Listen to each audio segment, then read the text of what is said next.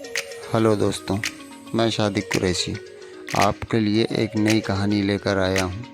आते हैं कहानी की तरफ। एक राजा के शयन कक्ष में मंदरी सर्पिणी नाम की जू ने डेरा डाल रखा था। वह राजा के भव्य पलंग पर बिछने वाली चादर के एक कोने में छिपी रहती थी। रोज रात को जब राजा सो जाता तो वह चुपके से बाहर निकलती और राजा का खून चूसकर फिर अपने स्थान पर जा छिपती।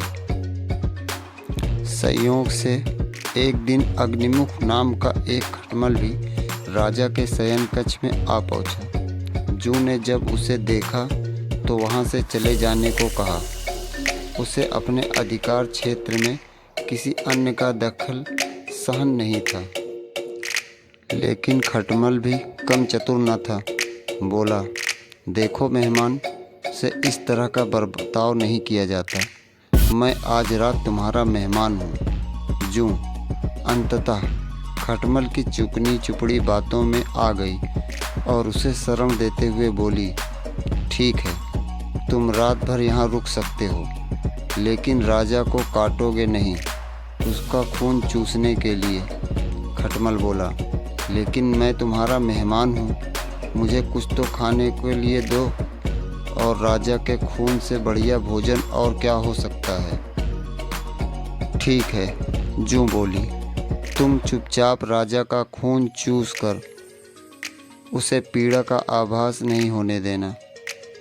जैसा तुम कहोगी बिल्कुल वैसा ही होगा।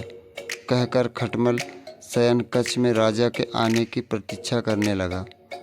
रात ढलने पर राजा वहां आया और बिस्तर पर पड़कर सो गया।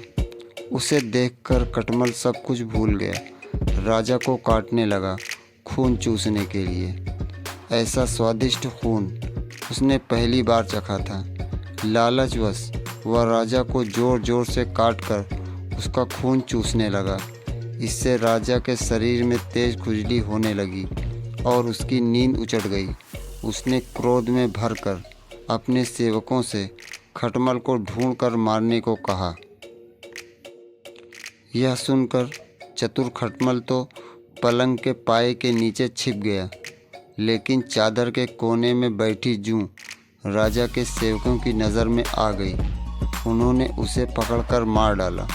शिक्षा: अजनबियों पर कभी विश्वास नहीं करना चाहिए। दोस्तों, ये कहानी आप लोगों को अच्छी लगी हो तो मेरे चैनल को सब्सक्राइब करिए, लाइक करिए और शेयर करिए। Thank you.